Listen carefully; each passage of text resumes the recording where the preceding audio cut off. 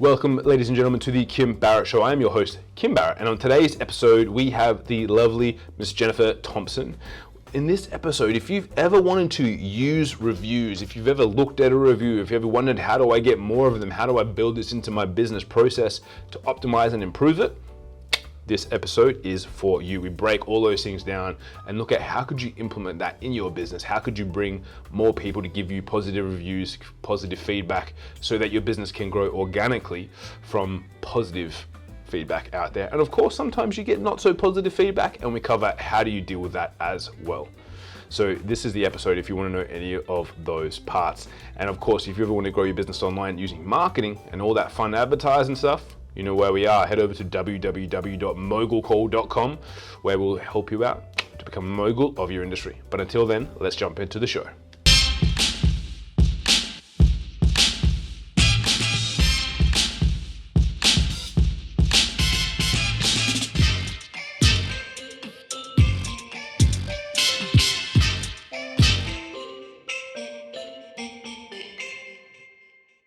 Jennifer, thank you so much for joining us today. Really appreciate you taking the time. Absolutely. Thank you so much for having me. I appreciate it and look forward to this. Yeah, no, it's good. And you made the time at the time of recording this, you're up super early. So I really appreciate it when the guys from the US can make it, because it's either normally a late one or an early one. So it's always really appreciated. Now, I want to start off with one question, which I always like to start at the start of every podcast, which is if I come up to you at a party and I say, hey, Jennifer, what is it that you do? What's your go-to answer? I help independent physicians we untangle their marketing mess so that they can focus on running their medical practice. I love that. You've done that once or twice before, I can tell. I have, yeah. I had to think about it because it's early here still. I'm having a cup of coffee, but yeah, that's pretty much it. We handle their marketing so they can run their practice. Yeah, beautiful. Amazing. So when you say handle their marketing for them, because so we do similar for a lot of people, but we're not as niche down and as specific as you for physicians. So we help people really just purely with Facebook and Instagram paid ads, pretty much in Australia, some people in the US as well. But tell me a little bit, when a physician's coming to you, because I think a lot of times people can get confused when they hear that they get their marketing done for them. What do you do for the physicians? Like, what's the kind of like the scope of work? So just so that people get an understanding of things that they might go, oh, if someone says to me they're going to do my marketing, what does that actually mean? It's pretty much anything and everything having to do with their digital footprint. That's probably 90% of it. Physicians are very heavily focused on their reputation online because, reviews are really driving the conversation from the idea that I get referred to a physician or I'm looking for a new doctor. The very first thing people do is check their online reviews. And then based on what they're seeing, they're choosing a doctor. And in large part because doctors, at least in the US, are really governed by HIPAA compliance. And so doctors are really limited in their scope of what they can respond to online and what they can't. And so we, for most part, we manage everything related to the digital footprint. And that means, and that's probably 90% of what we do. And then we do about 10% of really strategy work, deep diving in practices for growth. But that's everything from the website to social media to ads to responding to reviews, to managing Google My Business pages, things of that nature. So anything and everything from a modern marketing stance that doctors are having to deal with, we take it off their plate so they don't have to worry about it. Yeah, awesome. I love that. Now tell me a bit more about the reviews, because I know that like one of the things that you said and you're like, yeah, I'd love to talk a bit more about is, how you can leverage reviews for growth and growing of a business, because I think it's an area that, and look, I put my hand up and say I'm pretty terrible at getting reviews, asking for reviews. Every now and again, you'll probably see it's like once a year, if you look at me on Google, I'm like, we should get some Google reviews. And I ask, and then it's like nothing for like a year. Then it's like another spurt. How important is it for really any business, obviously for physicians as well, but like if any business that's out there getting reviews, and then like how do they actually play into the mindset of someone who's looking to kind of purchase from you? Yeah, so there's plenty of data out there that suggests that reviews are the one way that people are choosing one business over another. There's actually a study that was done recently by a company called Womply. And Womply is a credit card processing organization. And then they study the credit card transactions of all of their customers. And so I have deep dived into the transactions related to medical practices specifically. And there is a direct correlation in the amount of revenue coming into practices and collected at practices, directly correlating to the star ratings of the practice itself.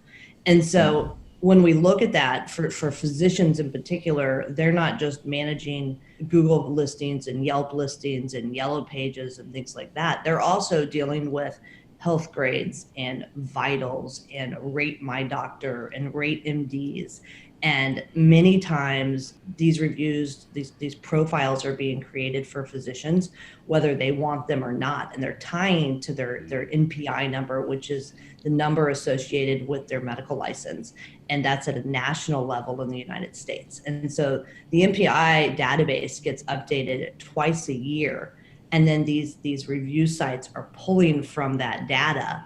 And what happens a lot of times is Google and Yelp and some of the bigger ones like Health Grades and Vitals and those guys, they're kind of the top level of what's happening. But if that information isn't correct for the physicians, then all of the smaller sites, they're pulling the data from those larger websites. And so if it's wrong at the top, it's trickling down, and it can be 70 to 100 different review and rating sites that are having the wrong information showing up for physicians. And that wrong information is how people are choosing, should I go to this practice or should I go to that practice? And so we really try to understand, first diving in and claiming all those profiles, making sure it's the correct headshots, making sure that the database is pulling the right information. And that's kind of like step one, is you get in and you clean it up.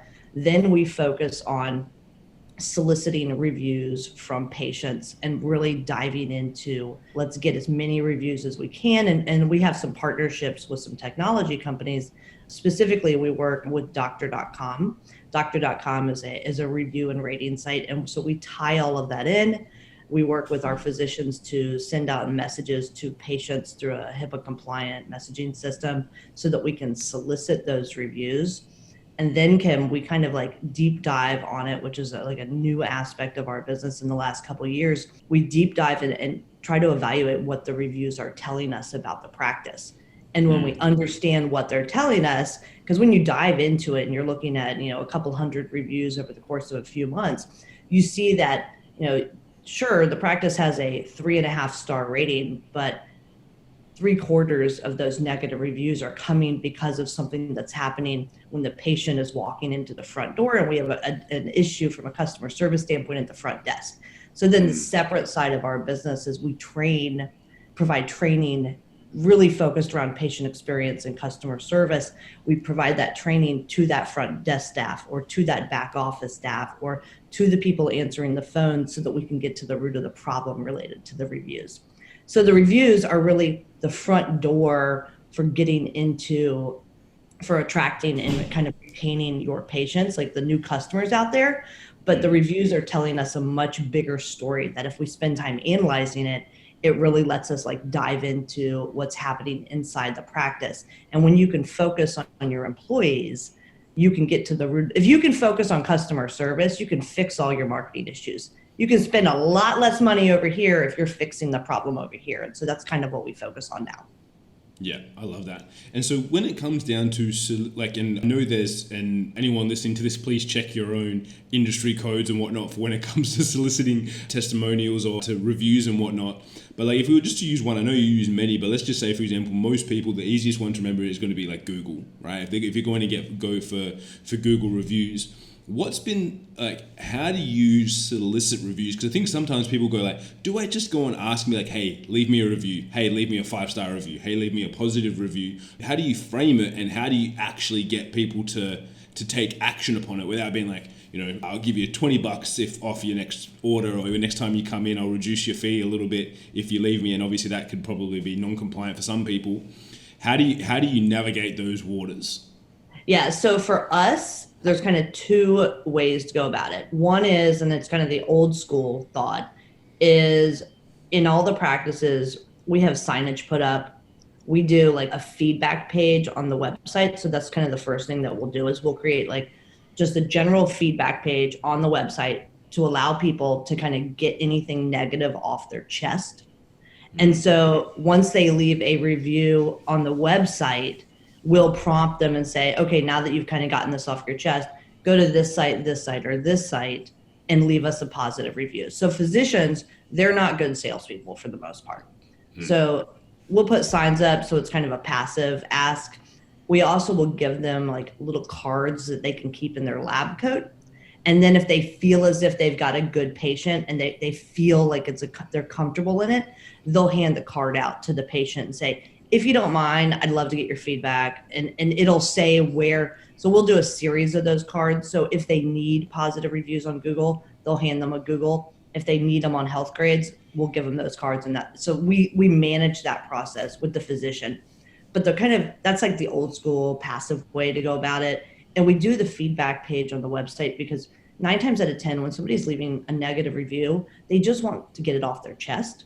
And so if you can provide them the method for leaving, providing that feedback, and it comes directly to the practice and doesn't get published online, then they'll go out there, the practice will pick up the phone and deal with it right then and resolve the issue. It's customer service 101. And then more like the proactive approach, which is where we go with most of the practices we work with now, is we use the Doctor.com platform, and we have a partnership with Doctor.com, and they're the only ones out there that have an exclusive relationship with Google so that we can manage those Google My Business listings for thousands of doctors all at once under one dashboard versus all those individual dashboards. But what we do is we have a way that we tie to their EHRs, and we get their patient list on a daily basis that gets automatically sent FTP into a secure file transfer system. And then the platform pulls out those patient lists and sends the patients from that day a text message asking them for reviews. And it automatically sends them the message where the physician needs the review. And so cool. we've seen tremendous growth in the number of reviews. And the more reviews somebody has, the higher they rank in search. And so it becomes a great cycle. So we find that once we get that integrated into the practice, that our job is very hands-off at that point. We're just kind of managing dashboards for them, but you can see the numbers trickling upward in the number of reviews that they're getting. And if they've got negative reviews, that's where we start turning to, well, you need to start focusing on what's happening in your practice, because we can only fix so much on the outside. You've got to focus on the inside. And so that's where the training stuff comes in at this point. That's awesome. I love that. And so is it, Fran, you mentioned there, I think at one point, the leave a positive review. Do you, with the ones that are more automated on the big scale where you're pulling the data in, is it framed as a positive review, or is it just a review, or is there any kind of key, like, are you using any kind of like marketing, like positioning in the words that you're using to them there? No, we're not. So we just ask for them to share their experience and leave us some feedback. And part of that is because, especially with Google, they change the requirements so often that a couple of years ago, you could ask for only positive reviews and you could do what was referred to as gating. So a couple of years ago, you would send them a message, and if you got a 1, 2, or 3-star review, it would send them to like a filtered system where you can internally capture those reviews. And then 4 and 5 stars would send it to Google. Google changed their policy a couple of years ago, and now you have to send them all the good and all the bad. So at this point, which it really is the right way to go about it, at this point, let them leave negative reviews, because your job as a business owner is to focus on the root of whatever those negatives are and not to worry whether they're positive or negative. Yeah. No, that's awesome. I love that, because I think that's it. Because as you said, you do need to have it's like a built-in feedback loop, right? So you can get the information back and say, well, it would be great just to have 100 5-star reviews, but if 20 of them actually would have given you feedback to improve your business, you probably get better getting those 3-star reviews that actually give you the information to be able to optimize and improve what you're doing. So I get that. That's awesome. And this applies like across industries too. My family owns a restaurant, and they use those reviews as absolutely as real-time feedback. And I don't think, with the exception of HIPAA compliance and just kind of the odd nature that happens within a medical practice, I mean, take out the HIPAA compliance and you could use it across any industry out there. And there's value in, sure, there's value in having 500 5-star reviews, but there's something also about that when somebody's looking at that the average customer, I'm not going to believe that you have all those 5-star reviews. It's going to put doubt in my mind. So I want you to have some negatives out there.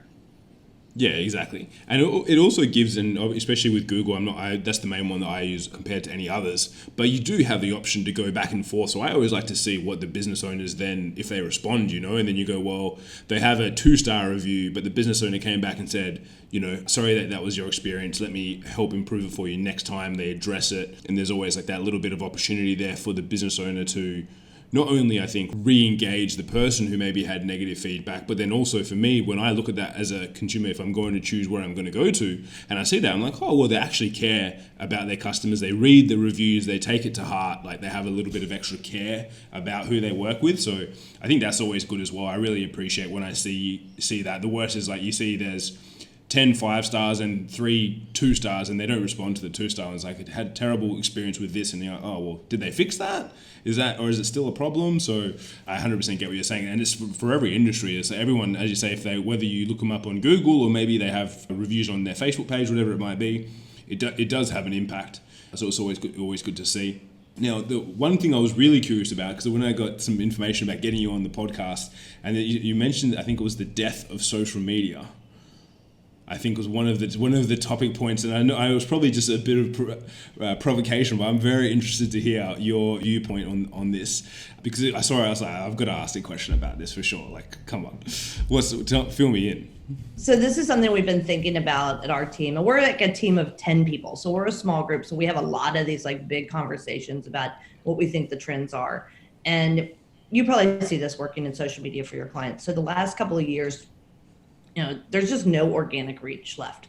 There's no opportunity unless you're putting money behind something, that's completely saturated.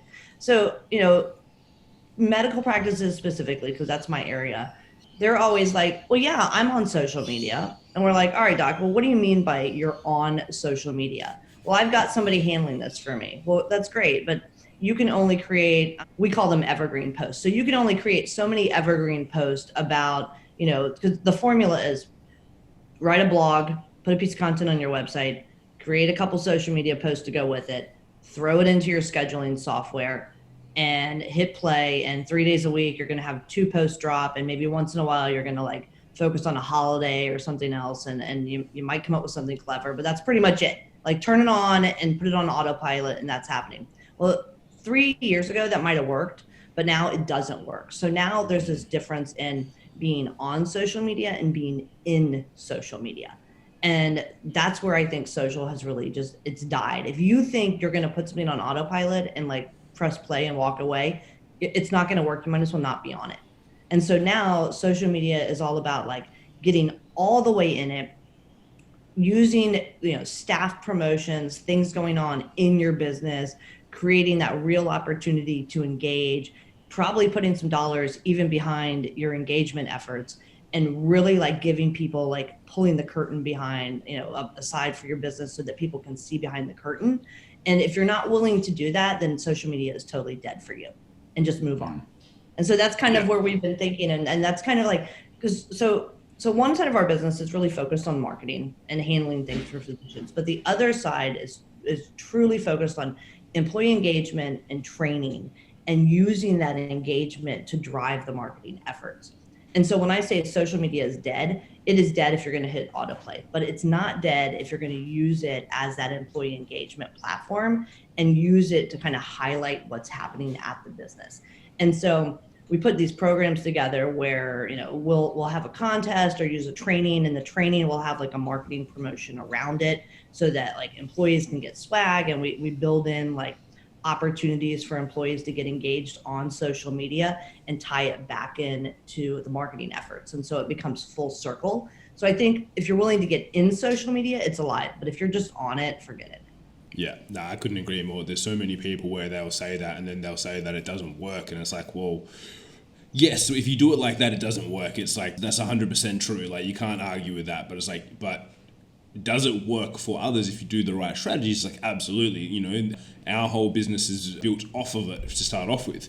That's what we do for people. So it's like, of course it does work, but you have to know how to work it. Otherwise, like anything, so you can have the keys to a Ferrari, but if you don't know how to start the ignition or how to turn it into drive, it's not going to go anywhere. So I'm 100% on board with that, and I like it. It's a nice, provocative little piece there, so I love that. And I want to ask you one more question, which I always like to ask, and I always like to leave plenty of time for it, because sometimes it's easy to answer for you, sometimes it's not. But what's one question that I haven't asked you so far that I should have? So I get asked all the time because, doctors are really cheap. And I don't know about your clients, but sometimes my clients just don't want to spend money, and I totally get that.